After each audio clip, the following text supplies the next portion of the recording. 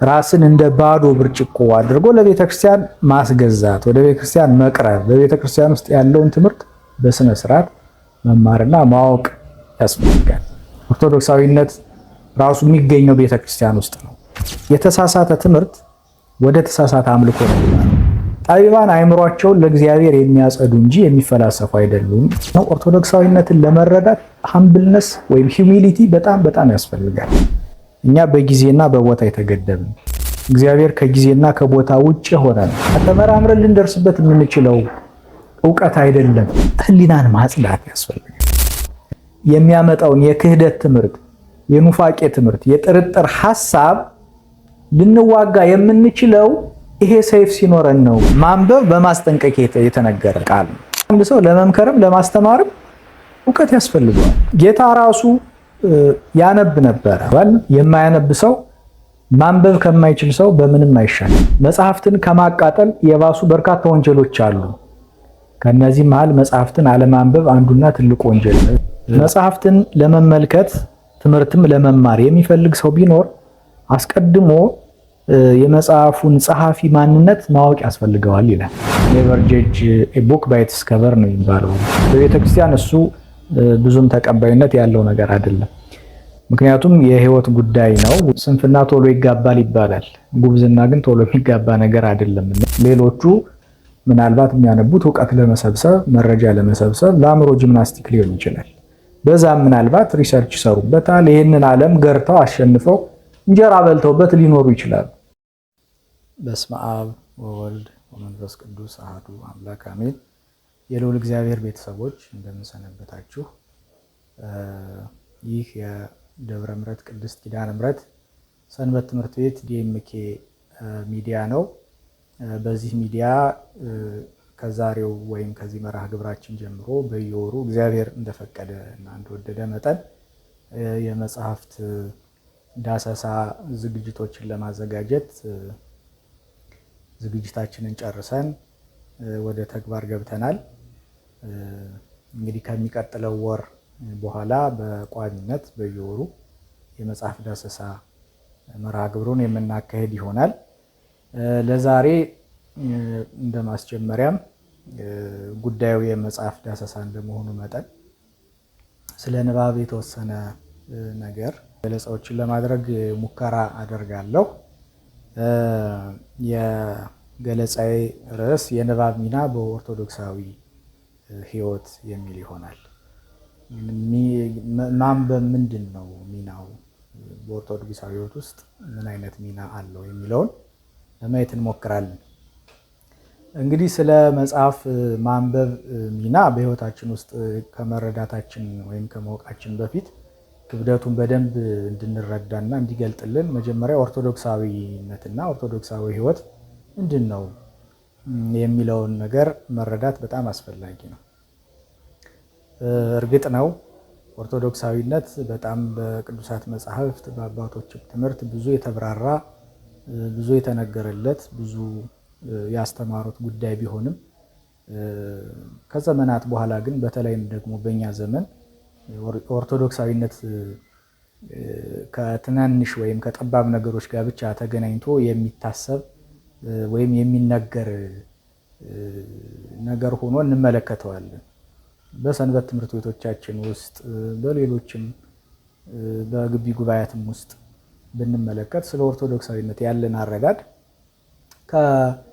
ከነገር ሃይማኖታዊ ከዶክትሪናል ከሆነው ነገር ጋር ብቻ ወይም ከምስጢረ ሥላሴ ጋር ከምስጢረ ሥጋዊ እነዚህ አምስቱ አዕማደ ምስጢራት ከምንላቸው ነገሮች ጋር ብቻ ተገናኝቶ ነው የሚነሳው።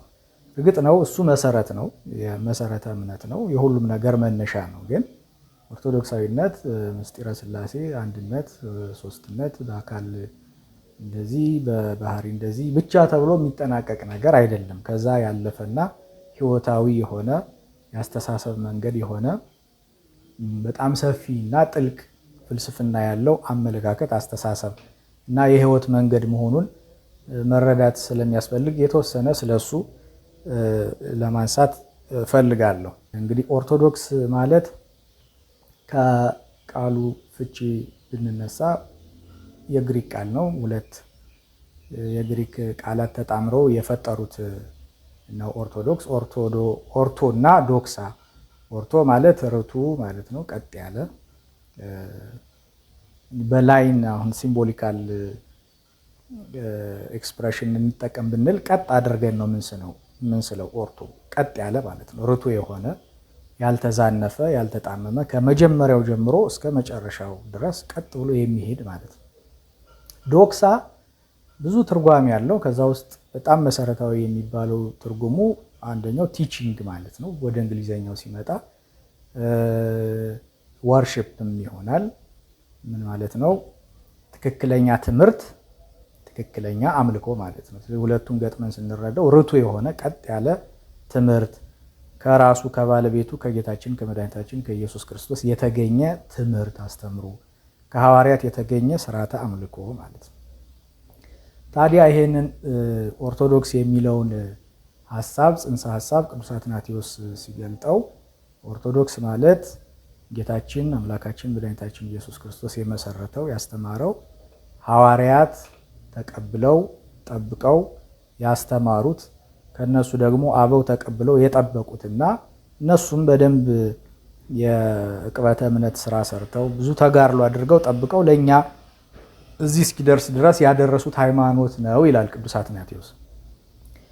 ስለዚህ ኦርቶዶክስ ይሄ ከሆነ ኦርቶዶክስን ለመጠበቅ ወይም አንድ ሰው ኦርቶዶክሳዊ ሆኖ ለመኖር ኦርቶዶክሳዊ ማይንድ ያስፈልገዋል። ኦርቶዶክሳዊ አይምሮ፣ ኦርቶዶክሳዊ አስተሳሰብ ያስፈልገዋል። ቅድም ጠቀስ ለማድረግ እንደሞከርኩት የኦርቶዶክስ ማይንድ እንዲህ ብለው ይፈቱታል። ዘ ኢነር አቲቲዩድ ኤንድ ወርልድ ቪው ኦፍ ኦርቶዶክሲ ምን ማለት ነው? ታህታይ የአስተሳሰብ መዋቅርና ርቱ ማዕቀፈ እሳቤ ማለት ነው። የሰው ልጅ ሁለት አይነት የአስተሳሰብ ክፍል አለው በአእምሮ ውስጥ።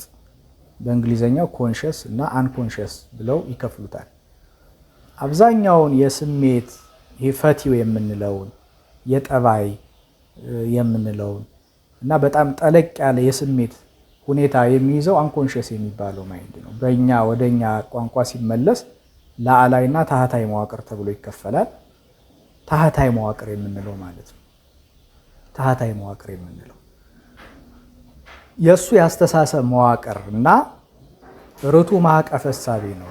ማዕቀፈ እሳቤ ማለት ዓለምን የምናይበት፣ ዓለምን የምንረዳበት፣ ስለ ዓለም ያለንን አረዳድ የምንገልጽበት መንገድ ነው ይላልና እንደ ኦርቶዶክስ ማሰብ ወይም አይምሯችንን ወይም ወርልድ ቪው የምንለው ዓለምን የምንመለከትበት መንገድ ተፈጥሮን፣ ራሳችንን፣ እግዚአብሔርንም ጨምሮ አምላክንም ጨምሮ ያለንን አረዳድ የሚቀርጽ ማለት ነው።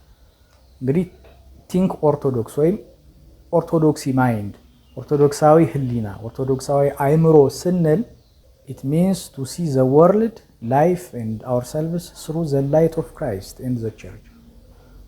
ይሄንን ቅዱስ ጳውሎስ በፊልጵስዩስ መልእክቱ ምዕራፍ 2 ቁጥር 5 ላይ እንዲህ ብሎ ያብራራዋል።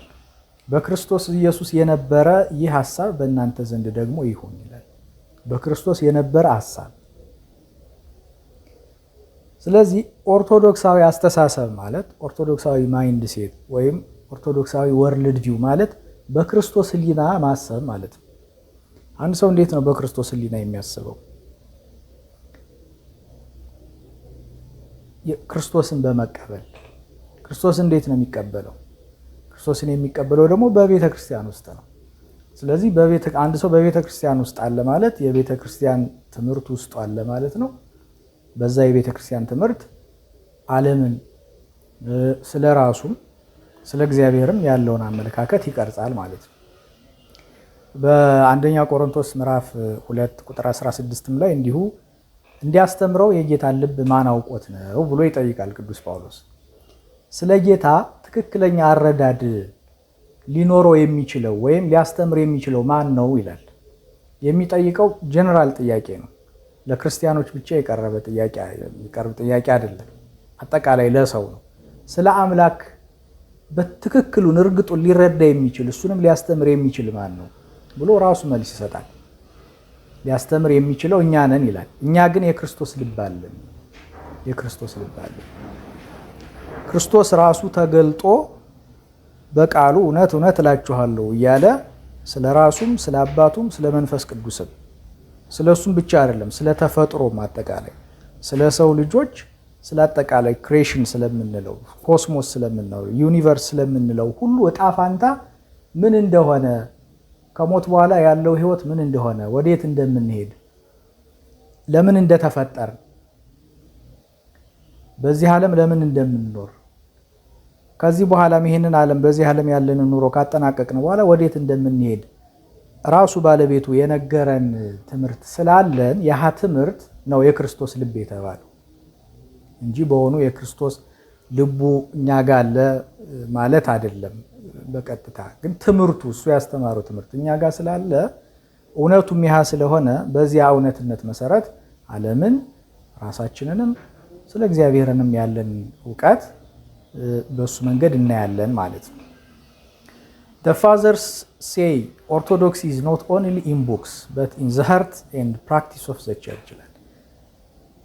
ኦርቶዶክሳዊነት እስካሁን ያወራ ነው ያስተሳሰብ መንገድ መጽሐፍ ላይ ብቻ ያለ አይደለም፣ ወይም እንደ ሌሎቹ በዚህ ዓለም ውስጥ እንዳሉ አመለካከቶች የተለያዩ ቲዮሪዎች እንደ አንድ ቲዮሪ የሚቆጠር የሚወሰድ በአእምሮ ውስጥ የሚንቀሳቀስ የአእምሮ ጂምናስቲክ ሳይሆን ህይወታዊ ነው፣ በህይወት የሚገለጥ ነው። በህይወት የሚገለጥ አንድ ሰው ኦርቶዶክሳዊ ነው የሚባለው በትክክል ማይንዱ ኦርቶዶክሳዊ ነው የምንለው በተግባር መግለጽ ሲችል። ይሄ በነገራችን ላይ ለኦርቶዶክሳዊነትን ብቻ አይደለም የሚሰራው። አንድ ሰው በትክክል አምነዋለሁ ለሚለው ነገር ስለሚያምነው ነገር የሚያስረዳበት እውነተኛው መንገድ በተግባር መግለጡ ነው። ስለዚህ ኦርቶዶክሳዊነት ውስጤ ገብቷል ወይም የማይበት መንገድ ዓለምን የምረዳበት መንገድ ወይም አመለካከት አስተሳሰብ ኦርቶዶክሳዊ ነው ብለን የምናስብ ከሆነ እሱን የምናረጋግጥበት ብቸኛው መንገድ በተግባር እንገልጠዋለን የሚለው። ስለዚህ በተግባር የሚገለጥ ህይወት ነው የሚለውን እንረዳለን። ታዲያ ይሄንን ኦርቶዶክሳዊ ህሊና እንዴት ነው የምናገኘው ነው እንዴት ነው የምናገኘው የሚለውን የተለያዩ አባቶች የተለያየ ነገር ብለዋል። ለምሳሌ ቅዱስ ዮሐንስ አፈወርቅ በትህትና ነው ይላል። በትህትናና በመታዘዝ ነው። በራስ አስተሳሰብ ብቻ አትታመን ይላል። በራስ አስተሳሰብ ብቻ አትታመን፣ ነገር ግን አእምሮህን ለቤተ ክርስቲያን ትምህርት አስገዛ ይላል።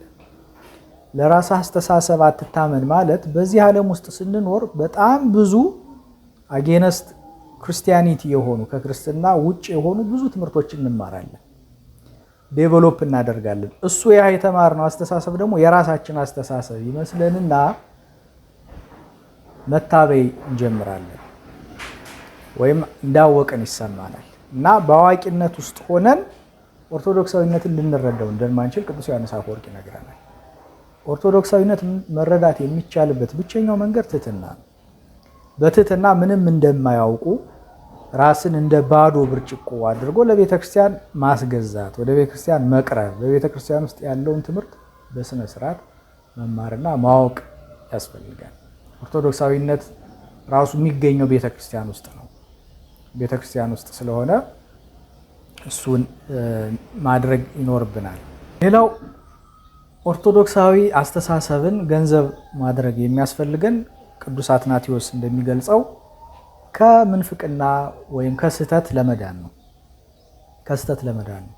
ምክንያቱም የተሳሳተ ትምህርት ወደ ተሳሳተ አምልኮ ነው የሚመራው።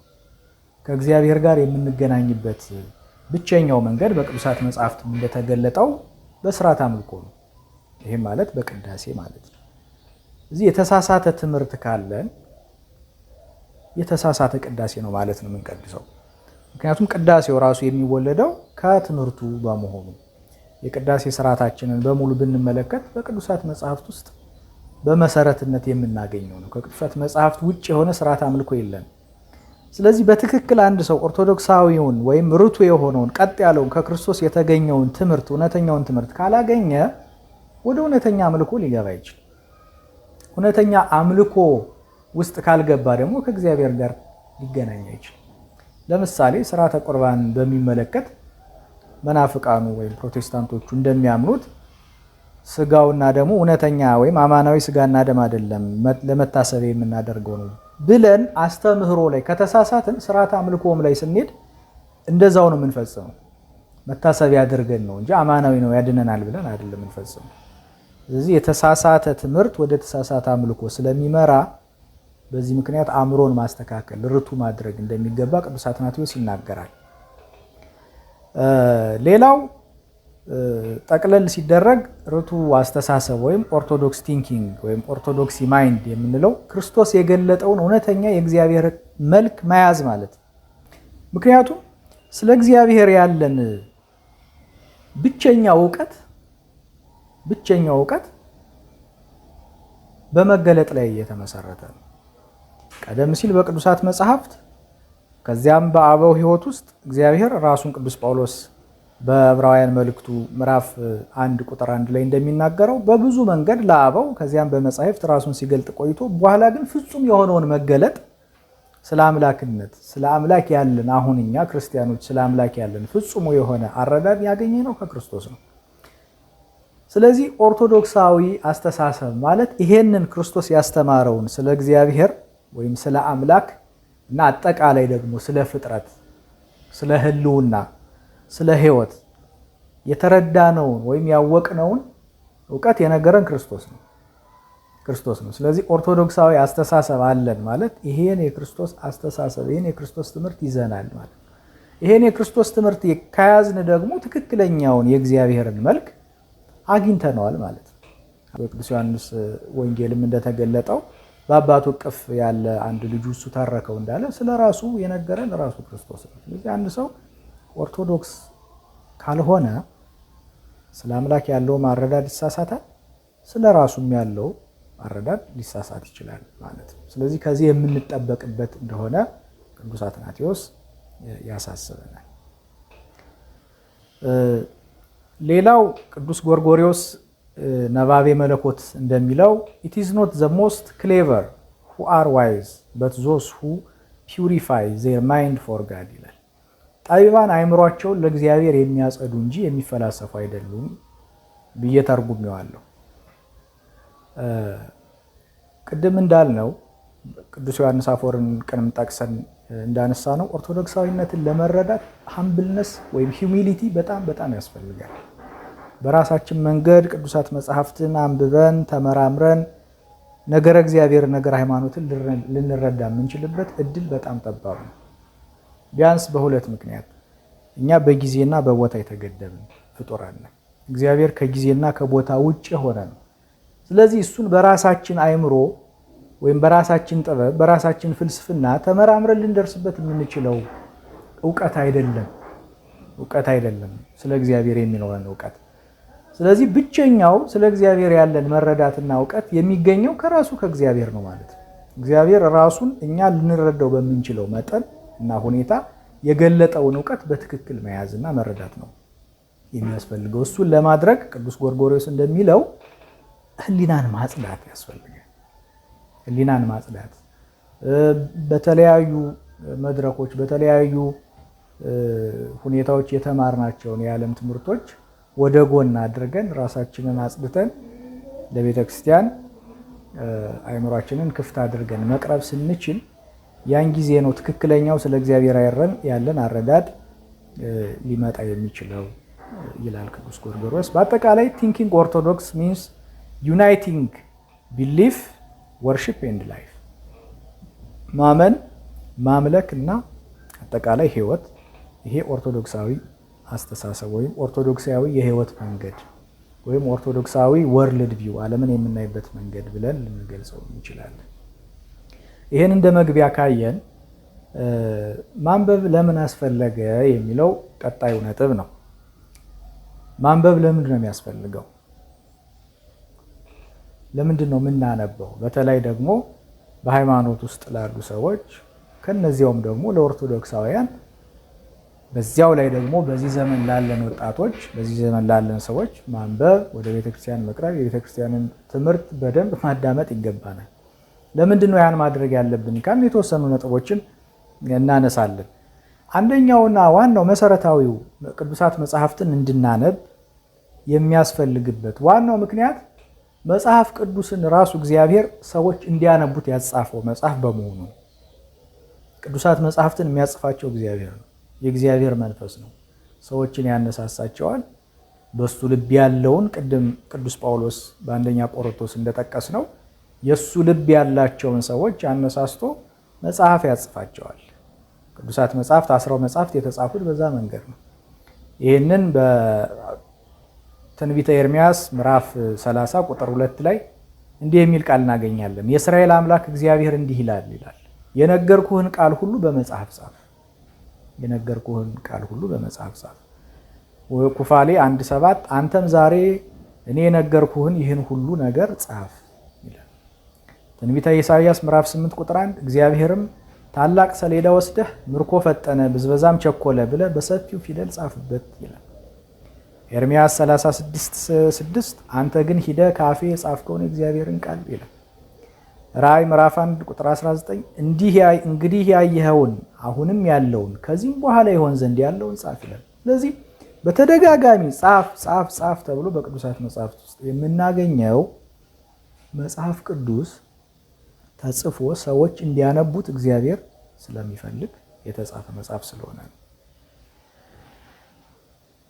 እግዚአብሔር ለምንድን ነው ሰዎች መጽሐፍ እንዲያነቡ የሚፈልገው የሚለው ደግሞ ቀጣዩ ጥያቄ ይሆናል። ቅዱሳት መጽሐፍትን ማንበብ ያለብን እግዚአብሔር ስላጻፋቸው ነው። እግዚአብሔር እንድናነብ ስለሚፈልግ ነው ብለናል። እግዚአብሔር ለምንድን ነው እንድናነብ የሚፈልገው የሚለው ደግሞ በጣም መሰረታዊ ጥያቄ ነው።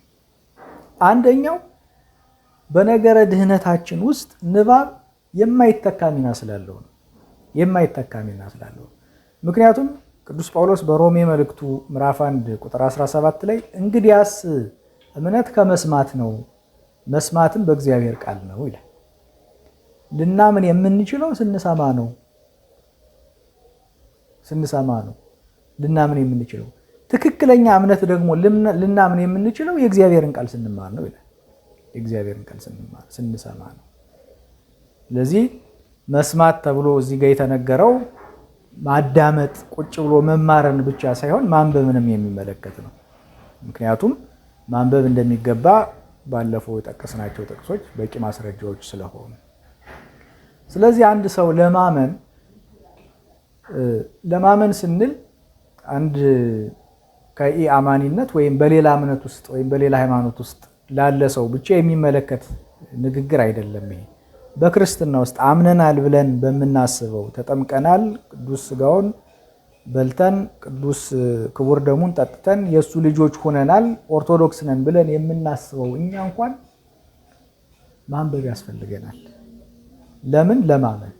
ምንድን ነው የምናምነው? አንድ ያምነን አይደለም ወይ? እምነት የሚያድግ ነገር ነው። በአንዴ የሚከናወን የሚፈጸም ነገር አይደለም።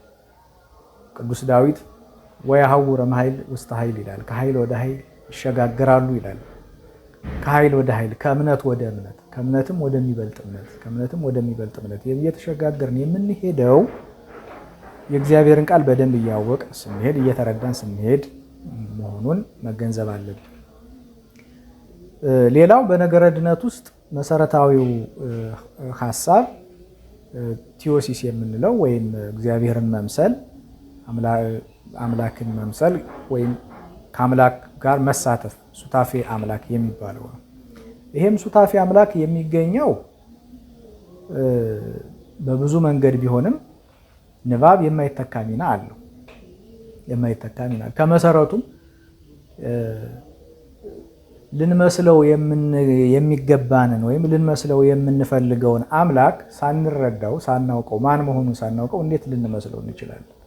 ይሄ እንኳን በረቀቀው በእግዚአብሔር ዘንድ ያለውን ነገር ቀርቶ ሰው የማያውቀውን ሀገር እንኳን ሊመኘው አይችልም።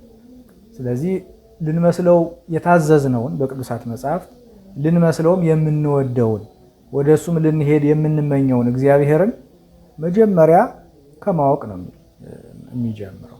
ማን ነው እግዚአብሔር? የት ነው ያለው? በምን ሁኔታ ነው ያለው? መቼ ነበረ? ከመጀመሩ ነው የነበረው እግዚአብሔር? ፍጥረትን ለምን ፈጠረ?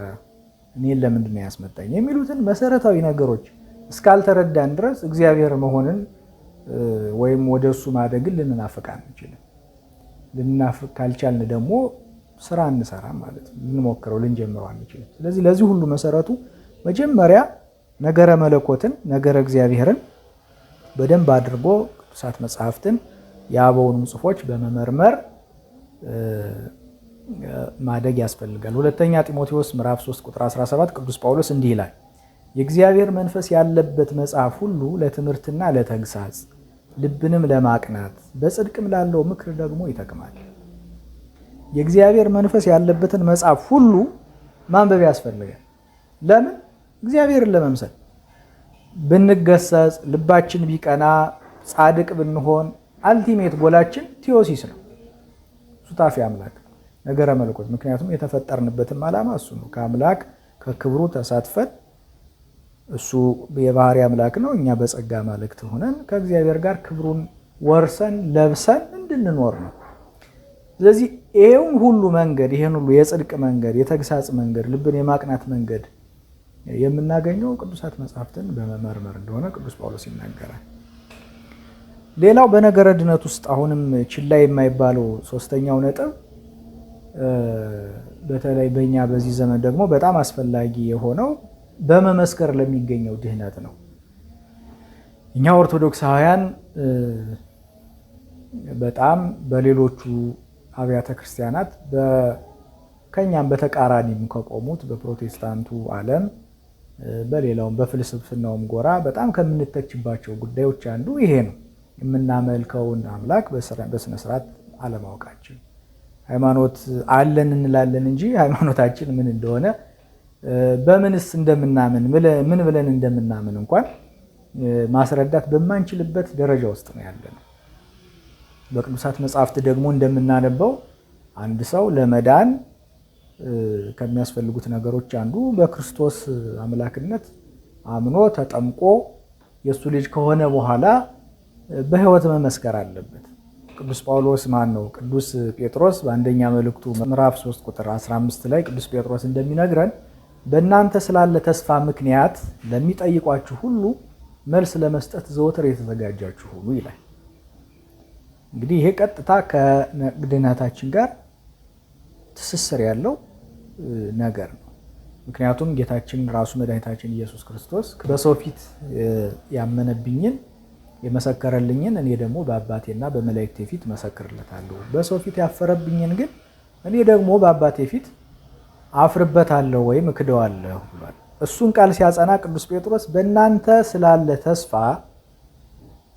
ተስፋ ማለት ምን ማለት ነው? ስለ ትንሣኤያችሁ ማለት ነው። ከሞት በኋላ ስላላችሁ ሕይወት የምትጋደሉት ክርስቲያኖቹ እንዲህ የምትሆኑት ስርዓት አምልኮ የምትፈጽሙት በትህርምት በተጋድሎ የምትኖሩት የትንሣኤ ተስፋ ስላላችሁ ነው ብለው ሰዎች ስለዚያ ተስፋችሁ ጥያቄ ቢጠይቋችሁ ከየትኛውም ሳይድ ነው የሚለው ለሚጠይቋችሁ ሁሉ ነው የሚለው።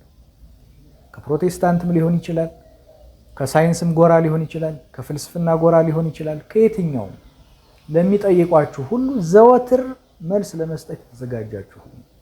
ለምን? መልስ ባልሰጠን ቁጥር ማንን ነውና የምናሰድበው? እግዚአብሔርን ነው። የማያውቁትን ይከተላሉ፣ የማያውቁትን ለመኖር ይሞክራሉ ተብለን እንተቻለን። እኛም መሰናክል እንሆናቸዋለን ለእነዚህ ሰዎች፣ እነሱም ሕይወታቸውን ያጣሉ ማለት ነው። ሌላው የኤፌሶን መልእክት ቅዱስ ጳውሎስ ምዕራፍ 6 ቁጥር 17 ክርስቲያኖች እንዴት መኖር እንዳለባቸው ወይም እንዴት መጋደድ እንዳለባቸው ተጋድሏቸው ከስጋውያን ስጋና ደም ካላቸው በምድር ካሉት ከሰዎች ወገን ሳይሆን በሰማይ ካሉ ከክፋት ሰራዊት ጋር እንደሆነ ከነገረን ካስጨበጠን በኋላ ይሄን ትግልና ይሄን ተጋድሎ ግን እንዴት መጋደድ እንዳለብን ሲነግረን መሳሪያዎቹን የመጋደያ ጦርነቱን የመጋጠሚያ መሳሪያዎችን ሲዘረዝር የመንፈስንም ሰይፍ ያዙ እርሱም የእግዚአብሔር ቃል ነው ይላል። የእግዚአብሔር ቃልን የመሰለበት ሰይፍ ነው። እንደሚታወቀው በአሁኑ ዘመን መሳሪያ ክላሽ፣ ጥይትና ታንክ ከመምጣቱ በፊት ሰዎች ጦርነት የሚያደርጉት በጋሻና በጦር ነው። ሌሎችም የመከላከያ መሳሪያዎች አሏቸው። በዋናነት ግን የጦርነት መሳሪያ ተብለው የሚጠቀሱት ጋሻና ሰይፍ ናቸው። በጋሻ ይመከታል፣ በሰይፍ ይጠቃል፣ ያጠቃል፣ ይሰነዝራል። በዚህ ጦርነት ውስጥ ወሳኙን ሚና የሚወስደውን ሰይፍ የመሰለው በእግዚአብሔር ቃል። ስለዚህ አንድ ሰው ለሰው ለመመስከርም ብቻ ሳይሆን በራሱ ሕይወት ውስጥ ሰይጣን የሚያመጣቸውን በየጊዜው በህሊናው በሰውም እያደረ የሚያመጥ በመናፍቃን በሌሎቹም የሚያመጣውን የክህደት ትምህርት፣ የኑፋቄ ትምህርት፣ የጥርጥር ሐሳብ ልንዋጋ የምንችለው ይሄ ሰይፍ ሲኖረን ነው። ልናጠቃ የምንችለው ይሄ ሰይፍ ሲኖረን ነው። እሱም የእግዚአብሔር ቃል ነው። ስለዚህ አንድ ሰው የእግዚአብሔርን ቃል ጠንቅቆ የማያውቅ ያልተማረ ከሆነ ይህንን ፈተና እንኳን ሊያልፍ አይችልም። እንኳን ለሰው መስክሮ በምስክርነት ለሚገኘው ድህነት ሊበቃ ቀርቶ ለራሱ እንኳን ሊተርፍ የሚችልበት እድል አያገኝም። ሌላው እና አራተኛው ነጥብ በንባብ የሚገኝ የቃል ኪዳን ጸጋ በመኖሩ ነው። እኛ ኦርቶዶክሳውያን መጽሐፍ እናነባለን ስንል ሌሎቹ እናነባለን ከሚሉት በጣም በእጅጉ የተለየ ነው። ሌሎቹ ምናልባት የሚያነቡት እውቀት ለመሰብሰብ፣ መረጃ ለመሰብሰብ፣ ለአእምሮ ጂምናስቲክ ሊሆን ይችላል። በዛም ምናልባት ሪሰርች ይሰሩበታል። ይህንን ዓለም ገርተው አሸንፈው እንጀራ በልተውበት ሊኖሩ ይችላሉ። ኦርቶዶክሳውያን ንባብ ስንል ግን ከዚህ ከፍ ያለ ነው። ይሄ እንዳለ ሆኖ አንድ ኦርቶዶክሳዊ ቅዱሳት መጽሐፍትን ሲያነብ ከሚያነበው ቅዱስ መጽሐፍ ጸሐፊ ጋር በመንፈስ ይገናኛል። ይህን በተለያዩ ገድላት በተለያዩ ድርሳናት ውስጥ ተመዝግበው እናገኛቸዋለን። በየገድሉ የምናገኘው በየገድላቱ መጨረሻ ታምራቱ ሲዘጉ፣ ገድላቱ ድርሳናቱ ሲዘጉ ይህን መጽሐፍ የጻፈ ያጻፈ የሚል ከገድሉን በማንበብ የሚገኝ ከመስማትም ከማንበብም የሚገኝ ቃል ኪዳን አለ። ቅዱስ ዮሐንስ አፈወርቅ የቅዱስ ጳውሎስን መልእክታት በሚተረጉምበት ጊዜ ቅዱስ ጳውሎስ በህቡ ከሱ ጀርባ በቆመ ብእሲ ከፍ ብሎ አብሮት ይቆም እንደነበረ ተጽፏል። ይሄን የመሰሉ ብዙ ታሪኮች በየድርሳናቱ በየገድላቱ እናገኛለን። ስለዚህ ማንበብ በምናነበው መጽሐፍ ውስጥ ካለው ቃል ኪዳን ከጸሐፊው ከቅዱሱም ቃል ኪዳን የምንሳተፍበት ታላቅ ጸጋ ነው እንጂ እንደ ዕዳ ብቻ የሚታይ መሆን የለበትም። ሌላውና በጣም መሰረታዊው ነጥብ ንባብ የእግዚአብሔርን ፈቃድ የምናውቅበት አንዱ መንገድ መሆኑ ነው። እንግዲህ ከእግዚአብሔር ራሱን በተለያየ መንገድ ለሰዎች ይገልጥላቸዋል። ህልም አንዱ እግዚአብሔር ራሱን የሚገልጥበት መንገድ ነው። ራእይ ሌላኛው መንገድ ነው። ግን እነዚህ መንገዶች በቅዱሳት መጽሐፍትም ተገልጠው እንደሚገኙት ዘ ሴፈስት ዌይ የሚባለው ወይም ሴፍ የሆነ መንገድ አይደለም። ምክንያቱም በህልም እግዚአብሔር እንደሚገለጠው ሁሉ በህልም አጋንንትም እንደሚገለጡ በህልም ከሐሞታችን ወይም ከዚህ በዕለቱ ሰልጥኖ ከሚውለው ከስጋ ባህሪያት ከአራቱ ባህሪያት አንዱ ሰልጥኖ ከሚውለው በሱ ምክንያት በእኛ ሊቃውንት ቋንቋ ከሐሞት የተነሳ ህልም ልናይ እንችላለን። ስለዚህ አንድ ሰው ህልምን በሶስት መንገድ ሊያይ ይችላል ማለት ነው። ስለዚህ በዚህ በሪሰርች ሜትድ ብንመለከተው አንድ ሰው ህልም አልሞ ቢያድር ያ ህልም እውነት ለመሆኑ ወይም ከእግዚአብሔር ለመሆኑ ያለው ፕሮባቢሊቲ 33% ነው። እዚህ በዓለም ትምህርት እንኳን አንድ ውሳኔ ለማሳለፍ ወይም አንድ ነገር እውነትነቱ ለመረጋገጥ 50+ መሆን አለበት።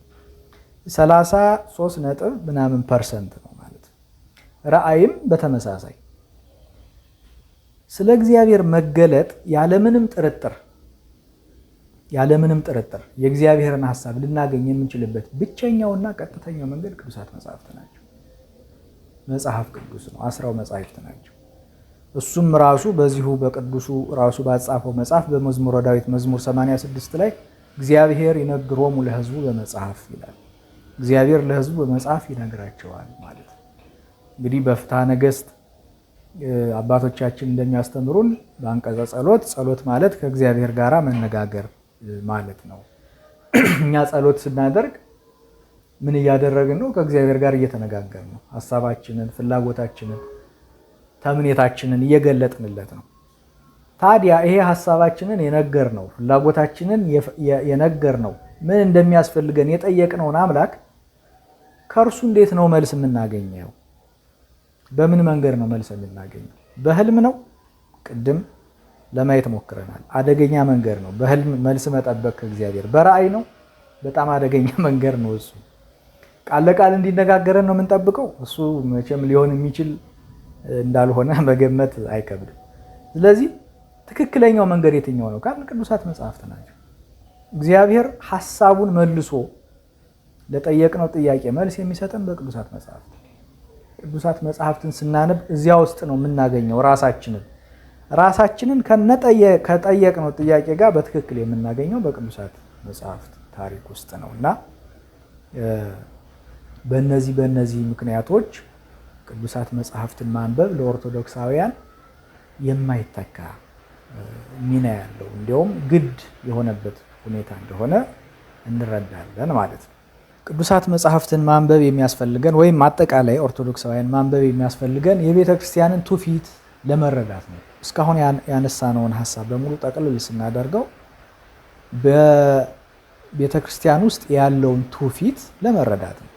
እንግዲህ ትውፊት እንደሚታወቀው ልማድ ወይም በአፍ ብቻ የሚነገር ብዙ ጊዜ እንደምንሰማው እንደዛ አይነት ትርጓሜ አይደለም። በቤተ ክርስቲያናችን ውስጥ ያለው ትውፊት ማለት የቤተ ክርስቲያን ሕይወት ነው። አጠቃላይ ሕይወቷ ትውፊት ተብሎ ይገለጣል። በቤተ ክርስቲያን ውስጥ ያሉት አስራው መጽሐፍት፣ ቅዱሳት መጽሐፍት፣ የአባቶች ጽሑፎች፣ አዋልድ መጽሐፍት የምንላቸው፣ ጸሎተ ሃይማኖት ዘክሪድ የምንለው ማለት ነው። ሰለስቱ ምዕት የደነገጉት ጸሎተ ሃይማኖት ወይም አዕማደ ምስጢር የምንለው ማለት ነው። ጉባኤያት፣ የተለያዩ ዓለም አቀፍና ሀገር አቀፍ ጉባኤያት፣ ምስጢራተ ቤተ ክርስቲያን፣ የአምልኮ ሕይወት፣ የቅዱሳን ሕይወት በሙሉ ተጠቃሎ ትውፊት ይባላል። የቅዱሳት መጽሐፍትን ማንበብ የሚያስፈልገን ይሄን የቤተ ክርስቲያን ሕይወት ለመረዳትና በዚህ ሕይወት ውስጥ ለመኖር ነው። እንግዲህ ስለ ቅዱሳት መጽሐፍትን ስለማንበብ አንዳንድ ሀሳቦችን ለማየት እንሞክር። በአንደኛ ጢሞቴዎስ ምዕራፍ 4 ቁጥር 13 ላይ ቅዱስ ጳውሎስ ቅዱስ ጢሞቴዎስን እንዲህ ይለዋል፣ እስክመጣ ድረስ ለማንበብና ለመምከር ለማስተማርም ተጠንቀቅ ይላል። ለማንበብና ለመምከር ለማስተማርም ተጠንቀቅ። በጣም የሚገርም ቃል ነው። በማስጠንቀቂያ ማንበብ በማስጠንቀቂያ የተነገረ ቃል ነው፣ የተነገረ ትእዛዝ ነው። ቅዱስ ጢሞቴዎስ እንደሚታወቀው የቅዱስ ጳውሎስ ደቀ መዝሙር ነው። በሱ እጅ የተሾመ ነው። በቤተ ክርስቲያን ላይ ቀጣዩ በሱ መንበር ላይ የሚቀመጥ አባት ነው። ስለዚህ ለሱ መምከርና ማስተማር መሰረታዊ የተሾመበት በቤተ ክርስቲያን ውስጥ አለቃ የሆነበት ጳጳስ የሆነበት ዋና ተግባሩ ነው። እሱን ለማድረግ ግን አንድ ሰው ለመምከርም ለማስተማርም እውቀት ያስፈልገዋል፣ ማንበብ አለበት። ስለዚህ ነው ለማንበብ ተጠንቀቅ ይለዋል። ለማንበብ ተጠንቀቅ አታክት ማለቱ ነው። ሁሌም ትጉሁን፣ ሁሌም ከቅዱሳት መጽሐፍት ሕይወት አትለይ፣ ጠዋትም ማታም ቅዱሳት መጽሐፍትን በመመርመር ኑር ይላል። ቅዱስ ዳዊት በመዝሙር 1 ላይ ወዘህጎ ያነብብ መዓልተ ወሌሊተ ወይከውን ከመ ዕፅ እንተ ትክልት ሀበ መዋዕለ ሰማይ እንተ ትውብ ፍሬሃ በበጊዜሃ ይላል። ይህን የቅዱስ ጳውሎስ ማስጠንቀቂያ በደንብ የሚያብራራ ቃል ነው። በሌሊትና በቀንና በሌሊት የእግዚአብሔርን ሕግ የሚያስብ ሰው ምስጉን ነው። በወንዝ ዳር እንደተተከለች ተክል ቅጠሏ እንደማይረግፍ ፍሬ ሁል ጊዜ እንደሚገኝባት ተክል ዛፍ ይሆናል ይላል ቅዱስ ዳዊት። ምን የሚያደርግ ሰው በየዕለቱ ብቻ አይደለም፣ ቀን ሲማር ሲያጠና የዋለውን ማታ ደግሞ የሚያመላልስ ማለት ነው። ተኝቶ የሚያመላልስ የሚያሰላስል ሰው ብፁዕ ምስጉን ነው ብሎ ይናገራል። ጌታ ራሱ ያነብ ነበረ። አንዱ ስለ ንባብ በቅዱሳት መጽሐፍት ውስጥ በጣም በሚያስደንቅ ሁኔታ ከምናገኛቸው እውነታዎች አንዱ ራሱ ባለቤቱ ጌታችን መድኃኒታችን ኢየሱስ ክርስቶስ ቅዱሳት መጽሐፍትን ሲያገኝ እናገኘዋለን። በእነሱ ሴናጎግ ይሉታል፣ ምኩራብ ማለት ነው። ምክንያቱም ቤተ መቅደስ አንድ ብቻ ነው። ለዚህ ለትምህርት ቅዱሳት መጽሐፍትን ለማንበብ ለመማማር ያለውን አገልግሎት ብዙ ጊዜ በምኩራብ ወይም በአዳራሽ ነበር የሚያደርጉት እና በዚያ በአዳራሽ በምኩራብ እየተገኘ ቅዱሳት መጽሐፍትን ያነብ ነበር። የሉቃስ ወንጌል ምዕራፍ 4 ቁጥር 16 ላይ ወደ አደገበቱም ወደ ናዝሬት መጣ፣ እንደ ልማዱ በሰንበት ቀን ወደ ምኩራብ ገባ፣ ሊያነብም ተነሳ ይላል። ሊያነብም ተነሳ።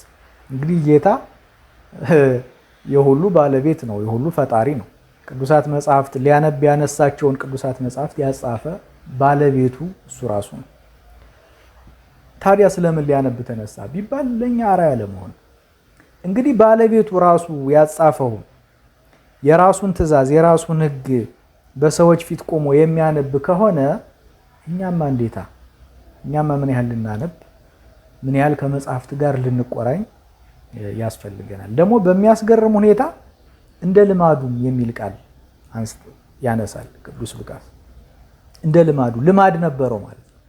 ይሄ መጽሐፍ አንስቶ የማንበቡ ታሪክ በአንድ ቀን በአንድ ዕለት የተከናወነ ነገር አይደለም። እንደ ልማዱ ልማድ ነበረው።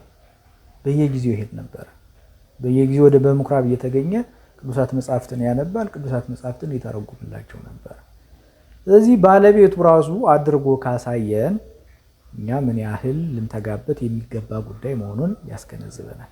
ሌላው ቅዱሳን አባቶቻችን ስለ መጽሐፍት ያሉትን አንዳንድ ብሂሎች ለማንሳት እንሞክራለን። ቅዱስ ዮሐንስ አፈወርቅ ሪዲንግ ዘ ስክሪፕቸርስ ኢዝ ኤ ግሬት ፕሮቴክሽን አጌንስት ሲን ይላል።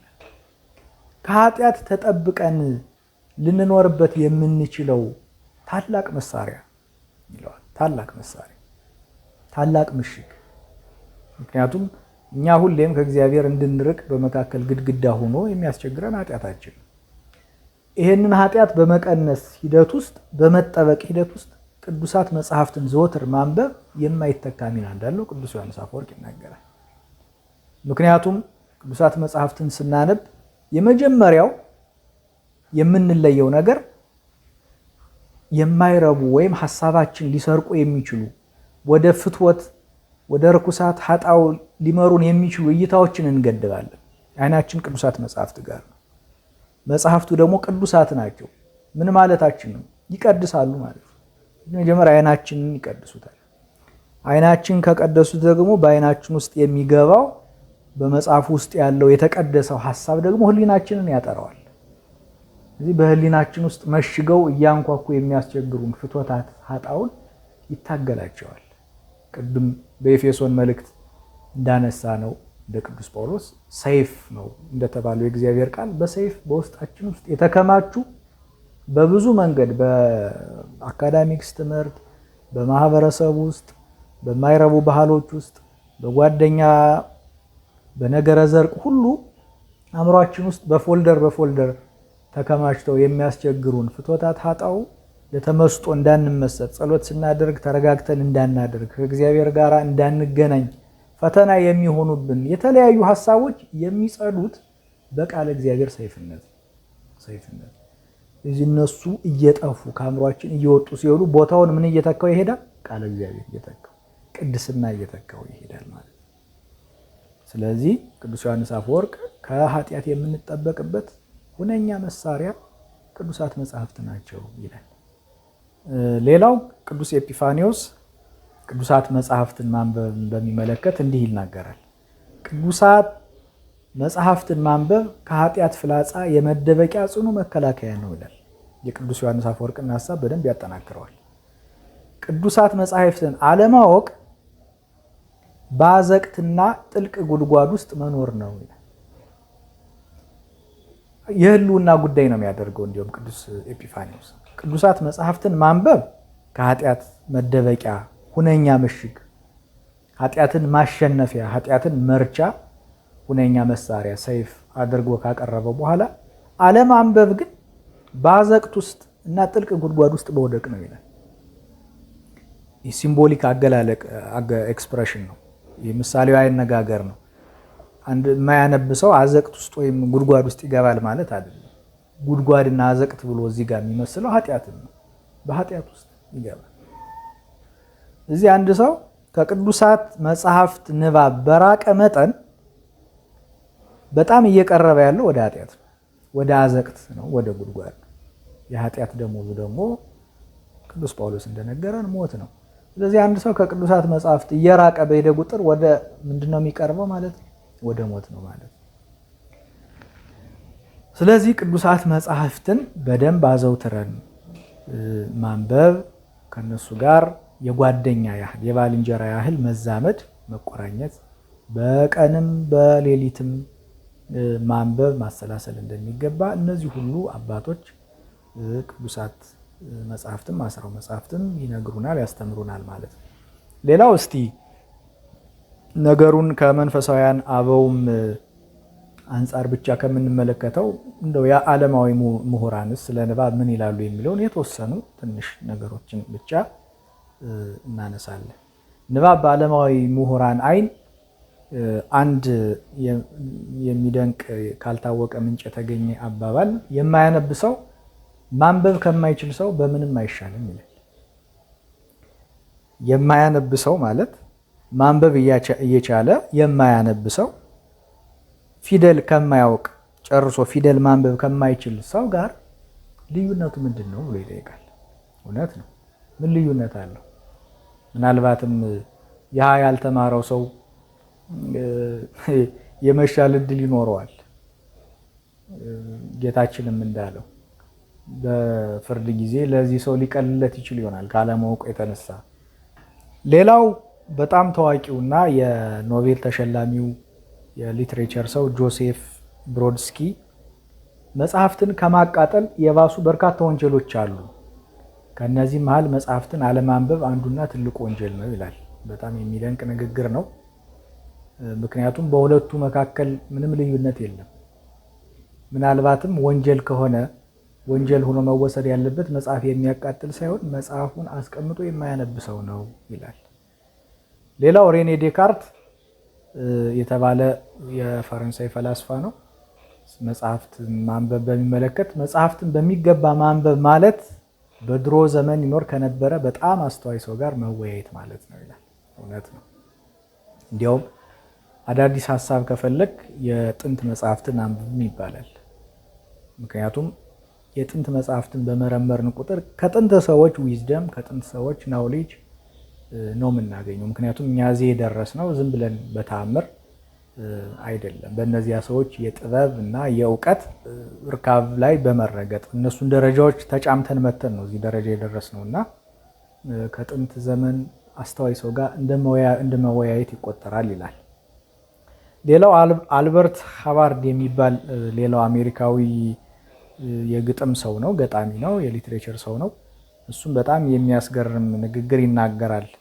ስለ አሜሪካ ልዕለ ኃያል ሀገር የመሆኗን አንደኛውን ምስጢር ሲናገር፣ አዎ የሚታኘክ ማስቲካ ለማምረት ከምናወጣው ወጪ በላይ ለመጽሐፍት ብዙ ወጪን ባናወጣ ኖሮ ይቺ ሀገራችን እንዲህ የሰለጠነችና የዘመነች አትሆንም ነበር ይላል።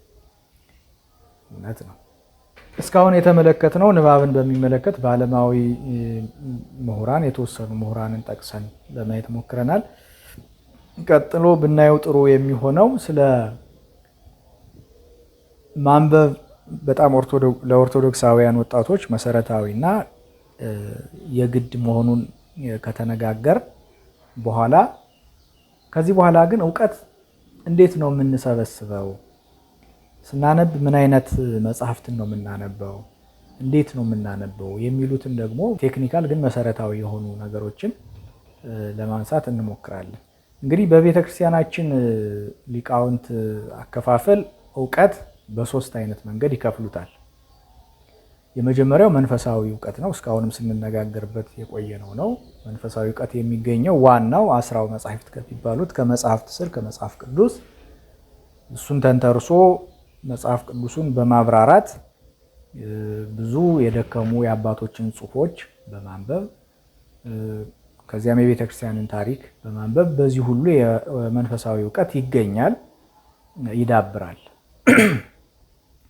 ሌላው ሁለተኛው እውቀት ዓለማዊ እውቀት ነው፣ ወይም ምኑን እውቀት ይሉታል። ይሄ ብናውቀው የሚጠቅም ባናውቀውም ግን የማይጎዳ አይነት እውቀት ማለት ነው። እርግጥ ነው ለኦርቶዶክሳውያን የማይጠቅማቸው እውቀት አለ ተብሎ አይታሰብም፣ ከክፉ እውቀት ከሰይጣናዊ እውቀት በቀር ማለት ነው። ይሄ ስለ ባዮሎጂ፣ ስለ ኬሚስትሪ፣ ስለ ፊዚክስ ያለን እውቀት ማለት ነው። ይሄ እውቀት ብናውቀው ለመንፈሳዊ ሕይወታችንም ከፍተኛ እገዛ ያደርጋል፣ ሚና ያደርጋል። ባናውቀውም ግን ከነገረ ድህነትና ከጽድቅ ሕይወታችን ጋር ቀጥተኛ ግንኙነት የለውም። አንድ ሰው ፊዚክስ ስላላወቀ ከድህነቱ ጋር ምንም ግንኙነት የለውም። ነገር ግን ወሳኝ መሆናቸውና የያዝነውን እውነት ለማስረዳት ለሌሎችም ለማስረዳት እኛም በጥልቀት ነገሮችን ለመረዳት ጥቅም እንዳለው የተለያዩ የቤተክርስቲያን አባቶች አስረድተዋል፣ ጽፈዋል። ሶስተኛው ክፉ ዕውቀት የሚባለው ነው። እንግዲህ ይሄን ክፉ ዕውቀት በተመለከተ ገና ከመጀመሪያው የመጽሐፍ ቅዱስ መጽሐፍ ኦሪት ዘፍጥረት ጀምሮ የምናገኘው ነው። የሰው ልጆች ከእግዚአብሔር ጋር ያላቸውን ግንኙነት ያበላሸ፣ ያጠፋ፣ የቆረጠ ይሄ ክፉ ዕውቀት ነው። መጀመሪያም ጌታም ይሄን ክፉ ዕውቀት እንዳያውቁ ትእዛዝ አድርጎ ለአዳምና ለሔዋን ሰጥቷቸው ነበር። ኦሪት ዘፍጥረት ምዕራፍ 2 ቁጥር 17 ላይ እንደምናነበው ነገር ግን መልካምንና ክፉን ከሚያስታውቀው ዛፍ አትብላ፣ ከእርሱ በበላ ቀን ሞትን ትሞታለህ። ክፉን ከሚያስታውቀው ክፉ ዕውቀት ይሄን ክፉ ዕውቀት ያወቀው አዳም ከበላ በኋላ ነው። ዕፀ በለሷ የዛ የክፉ ዕውቀት መገለጫ ናት። ልክ እሷን ስትበላ ክፉ ዕውቀት ታውቃለህ ማለት ነው። ክፉ የተባለው በሌሎች የቅዱሳት መጽሐፍት ክፍል ውስጥ ስናገኝ ክፉ ተብሎ የሚገልጡት ኃጢአትን ነው። ከእግዚአብሔር መለየትን ነው። ሌላው አንደኛ ጢሞቴዎስ ምዕራፍ 6 ቁጥር 20 ላይ ጢሞቴዎስ ሆይ በውሸት ዕውቀት ከተባለ ለዓለም ከሚመች ከከንቱ መለፍለፍና መከራከር እየራቅ የተሰጠህን አደራ ጠብቅ ይላል። በውሸት ዕውቀት የውሸት ዕውቀት አለ፣ እውነት ያልሆነ ማለት። እውነት የሆነው ዕውቀት ወደ ሕይወት ሲመራን፣ ውሸት የሆነው ዕውቀት ደግሞ ወደ ሞት ይመራናል። ስለዚህ ክፉ ዕውቀት ተብሎ በቅዱሳት መጽሐፍት የተገለጡት እንዲህ ያሉቱ ከሰይጣን የምናገኛቸው መጨረሻቸው ሞት የሆነው ዕውቀት በሙሉ ክፉ ዕውቀት ይባላል። ስለዚህ ይሄን የመሰለውን ዕውቀትና ንባብ በተቻለን አቅም ከኛ እንድናርቅ በቅዱሳት መጽሐፍ ታዘናል። አንድ ኦርቶዶክሳዊ ክርስቲያን ጨርሶ እንኳን ሊያነበው ሊገልጠው ሊነካው የተከለከሉት መጽሐፍት አሉ፣ የዕውቀት አይነቶች አሉ።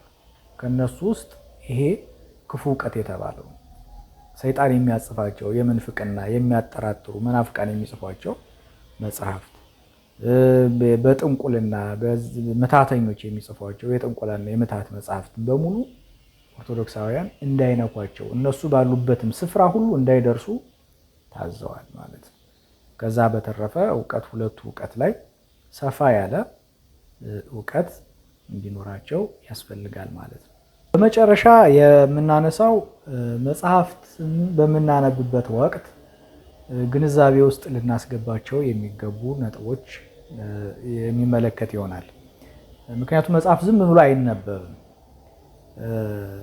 በእኛም በቤተ ክርስቲያናችን መጽሐፍት ሲነበቡ ከምን ጀምሮ እንዴት መነበብ እንዳለባቸው ቅደም ተከተልና ቴክኒኮች አሏቸው። ራሱን የቻለ አንድ ትምህርት ነው መጽሐፍ እንዴት ነው የሚነበበው የሚለው እና እንደ መጽሐፍትን በተመለከተ እንደ መርህ ተደርጎ የሚጠቀሰው ቅዱስ ዮሐንስ አፈወርቅ በተግሳጹ ያስተማረው አንድ መሰረታዊ ቃል አለ።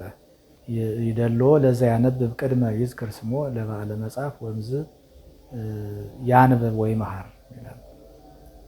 መጽሐፍትን ለመመልከት ትምህርትም ለመማር የሚፈልግ ሰው ቢኖር አስቀድሞ የመጽሐፉን ጸሐፊ ማንነት ማወቅ ያስፈልገዋል ይላል።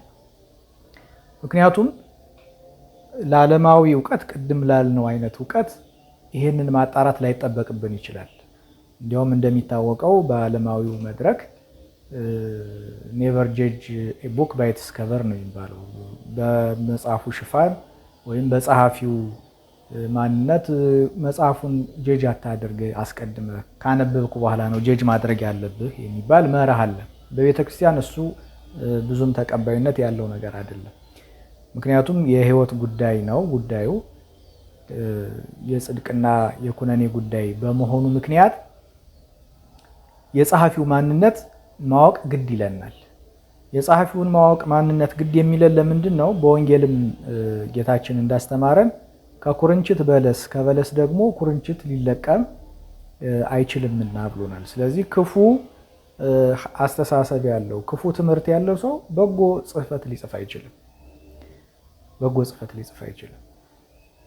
ስለዚህ ከክፉ አስተሳሰብ ወይም ከክፉ ልቦና ከክፉ አእምሮ ውስጥ ሊወጣ የሚችለው ክፉ ጽሕፈት በመሆኑ ምክንያት የጸሐፊው ማንነት ከጽሑፉ ምንነት ጋር በእጅጉ የተቆራኘ ጉዳይ ስላለው ስለ ጸሐፊው ማንነት መጀመሪያ ሁሌም ቢሆን መጽሐፍትን ስናነብ ሊቀድም የሚገባው ጉዳይ ስለ ጸሐፊው ማንነት የተወሰነ መረዳት መያዝ ማለት ነው።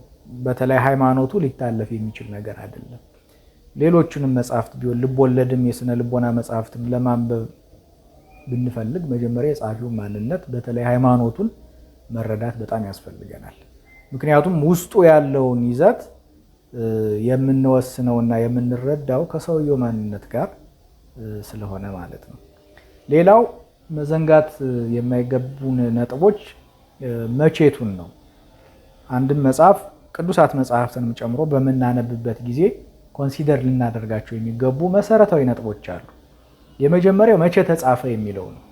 መጽሐፍ ቅዱስንም ስናነብም ቢሆን መቼ ተጻፈ፣ አውዱን፣ ኮንቴክስቱን፣ አንደኛ የተጻፈበትን ሁኔታ ዓመተ ምሕረት በመቼ ዘመን እንደተጻፈ፣ በዚያ ዘመን የነበረው የፖለቲካ ሁኔታ፣ የኢኮኖሚ ሁኔታ፣ የማህበረሰብ ስሪት፣ የማህበረሰብ ውቅር፣ ማህበረሰቡ እንዴት ነበር የሚያስበው፣ ምን ያነውር ነበር፣ ምን ያሞግስ ነበር የሚለውን ነገሮች በደንብ መረዳት ያስፈልጋል። ምክንያቱም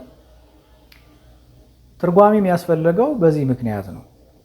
ኮንቴክስትን ለመረዳት ነው። ሙሴ የጻፋቸው መጽሐፍት ሙሴ በነበረበት ዘመን የተጻፉ መጽሐፍት ናቸው።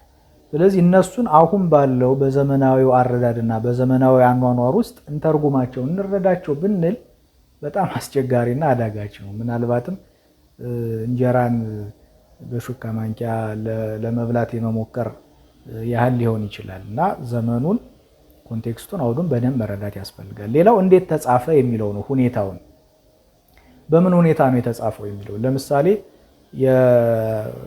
የትንቢት መጽሐፍት የተጻፉበት ሁኔታ ስለተጻፈው ጽሑፍ ወይም ስለተጻፈው ሐሳብ አስረጆች ናቸው።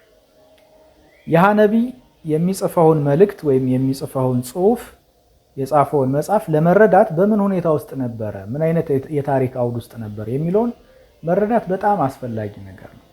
ምክንያቱም በዚያ ውስጥ የሚገለጡባቸው ቋንቋዎች፣ ሰዋሰዎች ታሪኩንና ሁኔታውን ያገናዘቡ መሆን አለባቸው። ካልሆነ አሁን እኛ በምንረዳው ወይም እኛ ባለንበት አውድና ኮንቴክስት ልንተረጉማቸው የምንሞክር ከሆነ ስህተት ውስጥ እንወድቃለን። ስለዚህ ሁኔታውን በደንብ መረዳት ያስፈልጋል። ሌላው ለእነማን ነው የተጻፈው የሚለውን በደንብ ማጤን ያስፈልጋል። ጸሐፊው ሲጽፍ ማንን ታሳቢ አድርጎ ነው የጻፈው? ለእነማን ነው የጻፈው? እነዚህ የተጻፈላቸው ሰዎችስ ምን አይነት ሰዎች ናቸው? ምን አይነት ባህል አላቸው? ቦታቸው ኤግዛክትሊ ሎኬሽኑ የት ነበረ? የተላከበት ምክንያትስ ምን ነበረ? ለምን ሊጽፍላቸው ተነሳ? የሚሉትን መሰረታዊ ነጥቦች አእምሯችን ውስጥ አስገብተን ስናነበው ነው ትክክለኛውን የመጽሐፉን ሐሳብ ልናገኝ ልንረዳ የምንችለው። ስለዚህ እነዚህን ነገሮች አጠቃላይ መቼት የሚባለውን ማለት ነው ኮንሲደር ካላደረግ ወደ ስህተት ወይም ወደ ተሳሳተ ትርጓሜ ሊወስደን ስለሚችል እነዚህን ነገሮች በጥንቃቄ መያዝ እንዳለብን እንገነዘባለን። ስለዚህ እነዚህ ነገሮች በሙሉ ያየናቸው ነገሮች በሙሉ ተጠቃለው የሚያሳዩን መጽሐፍትን ማንበብ እንደሚገባ ከቅዱሳት መጽሐፍት ጋራ የቅዱሳት መጽሐፍትን ባይሆኑ ሌሎች እንድናነባቸው የተፈቀዱ እውቀታችንን የሚያሰፉ አረዳዳችንን ከፍ የሚያደርጉ መጽሐፍትንም በተጨማሪ ማንበብ እንደሚገባ ሕይወታችን በመጽሐፍ የተቃኘ መጽሐፋዊ ሕይወት እንዲሆን በከመይቤ ገሌ እንዲህ እንዳለው አባ ገሌ እንዲህ እንዳሉት ዲያቆን ገሌ እንዲህ እንዳሉት በሚል የሕይወት መርህ ሳይሆን መጽሐፍ እንዲህ እንዳለ፣ ቅዱስ ዮሐንስ አፈወርቅ እንዲህ እንዳለ፣ ቅዱስ ጎርጎርዮስ በዚህ መጽሐፉ ላይ እንዲህ እንዳለ ብለን ሕይወታችንን መጽሐፍ መር እንድናደርግ የሚያሳስቡን ነገሮች ናቸው። እንግዲህ መጽሐፍ ማንበብ በአንዴ የሚመጣ ነገር አይደለም። በእውነቱ ከፍተኛ ትጋት፣ ከፍተኛ ቁርጠኝነት የሚፈልግ ነገር ነው። ልምምድም ይፈልጋል። ምክንያቱም በስራ የሚመጣ ነገር ነው። ንባብ እንደ ስንፍና አይደለም። ስንፍና ቶሎ ይጋባል ይባላል። ጉብዝና ግን ቶሎ የሚጋባ ነገር አይደለም እና ትጋት ያስፈልገዋል። ኮንሲስተንሲ በጣም ያስፈልገዋል። ከትንሽ ነገር መጀመር፣ ከሚወዱት ነገር መጀመር፣ ቶሎ ሊረዱት ከሚችሉት ነገር መጀመር የንባብ ልምድን ለማሳደግ ጥሩ እንደሆነ ይመከራል። በመጨረሻም የቅዱስ ጳውሎስ ቆላሲስ መልእክት ምዕራፍ 3 ቁጥር 16ን በማንበብ ይሄን መርሃ ግብር እጨርሳለሁ። የእግዚአብሔር ቃል በሙላት ይኖርባችሁ፣ በጥበብ ሁሉ እርስ በርሳችሁ አስተምሩና ገስጹ ይላል ቅዱስ ጳውሎስ። የእግዚአብሔር ቃል በሙላት ሊኖርብን ያስፈልጋል ብዬ መልእክቴን አስተላልፋለሁ። ወስብሐት ለእግዚአብሔር።